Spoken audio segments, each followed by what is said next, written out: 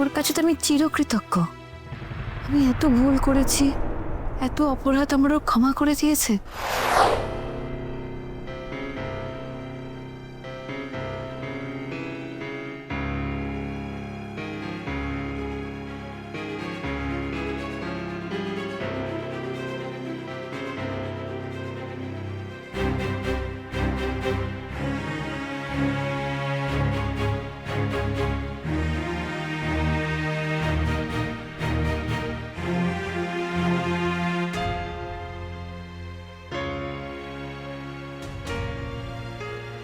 লাইটটা একটু অফ করে দেবে প্লিজ।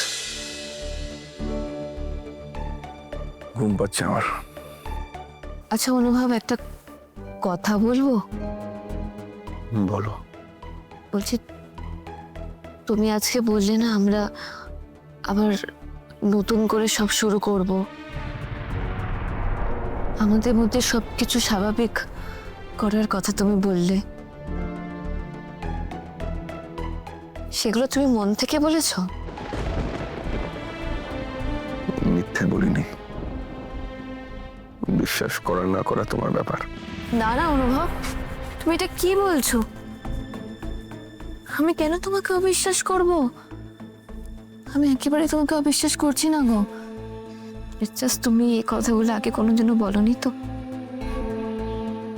বিশ্বাস করো, তুমি আজ যে কথাগুলো বলেছো আমার সত্যি খুব ভালো লেগেছে। হয়তো এই প্রথমবার তুমি আমাকে সত্যি মন থেকে মানতে পেরেছো, আমাকে মাফ করতে পেরেছো। তাহলে তুমি এরকম সোফায় কেন অনুভব?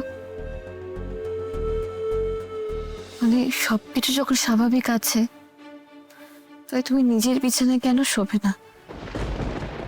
তুমি সুদেবকে ভালোবাসো?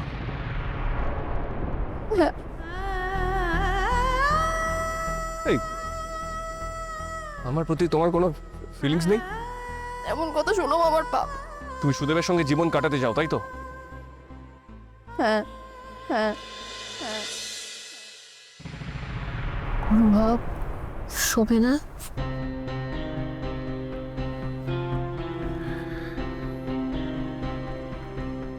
সবকিছুই সময় মেনে হয় বনলতা।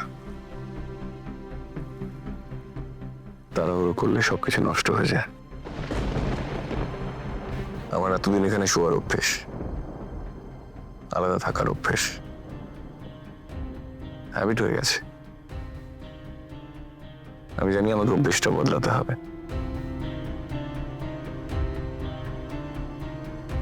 সবকিছু স্বাভাবিক একটু আস্তে আস্তে হতে দাও, তাড়াহুড়ো করো না,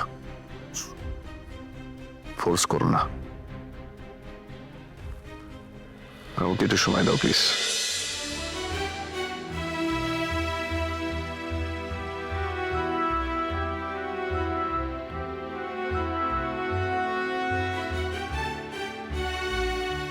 বুঝতে পারছি অনুভব, সবকিছু স্বাভাবিক করতে গিয়ে তুমি নিজের সাথে অনেক লড়াই করছো না? আমি জানি তোমার অনেক সময় লাগবে, তুমি সময় নাও। ট্রাস্ট মি, আমি কোনোদিনও কোনোভাবে আর তোমাকে জোর করবো না। যে ভুলগুলো আমি আগে করেছি সেগুলো আমি আর রিপিট করবো না।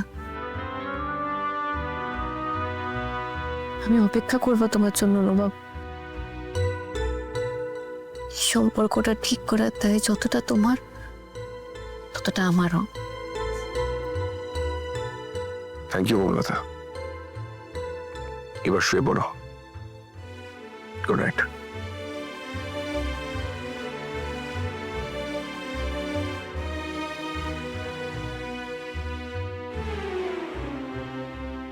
দেখো অনুভব,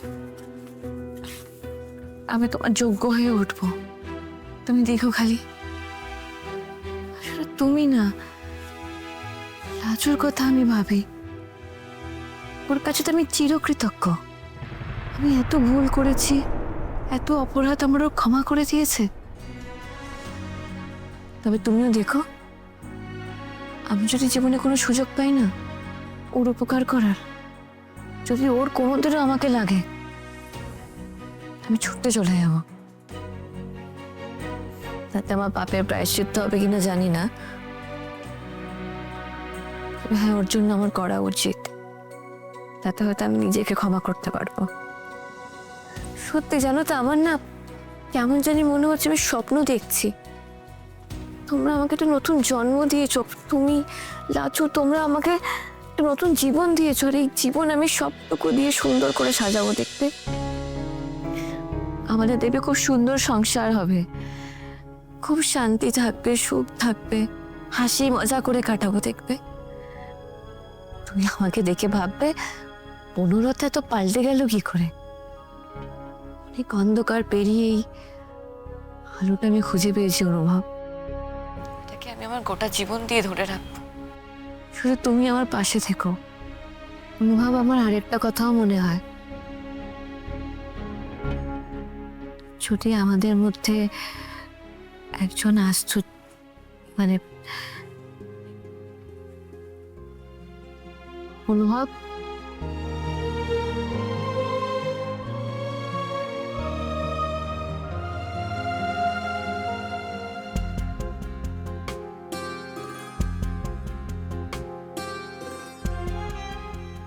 আমার কি মনে হয় জানো তো, আমাদের মাঝখানে যদি একজন আসে তাহলে খুব ভালো হয়। বেশ একজন ছোট্ট খাট্ট মানুষ,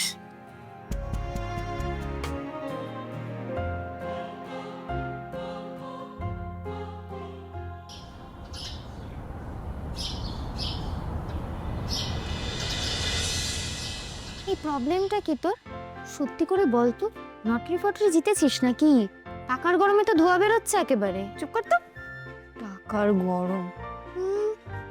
স্কলারশিপে কতটুকু টাকা দেয় তোরা জানিস না? জানি বলি তো সাইড ইনকামের সোর্সটা জানতে চাইছি। কলকাতা শহরে একটা পিজিতে 2 মাস থাকা খাওয়ার খরচা কত হতে পারে তুই জানিস? ধারণা আছে কোনো? না রে, আমি সত্যি জানি না। তবে কেউ যদি আমার সাথে শেয়ারে থাকতে চায় তবে কিছুটা কম হবে না? প্রচুর হবে, ওতেও তো স্কলারশিপের টাকায় কুলোবে না। মানছি এখানে তোর আত্মীয় স্বজন নেই, তো আমরা কি সবাই বানের জলে ভেসে আসা পাবলিক? শোন, আমরা ডিসিশন নিয়ে নিয়েছি। 2 মাস হোস্টেল রেনোভেশন, 1 মাস তুই আমার বাড়ি থাকবি, আরেক মাস এশার বাড়ি। আর আমার বাড়ির লোক যদি তোকে ছাড়তে না চায় তাহলে তোকে 2 মাসে আমার বাড়ি থেকে যেতে হবে। আরে ব্যাস ব্যাস ব্যাস, जो बोल दिया वो बोल दिया, नो टेफ। তাতে যদি তোর 5 ফুটিয়া শরীরে 10 ফুটিয়া ইগো হার্ট হয় তাতে আমার কিচ্ছু যায় আসে না রে। তুই কালকেই শিফট করছিস এন্ড দ্যাটস ফাইনাল। না রে, তা হবে না। তোরা বুঝতে পারছিস না।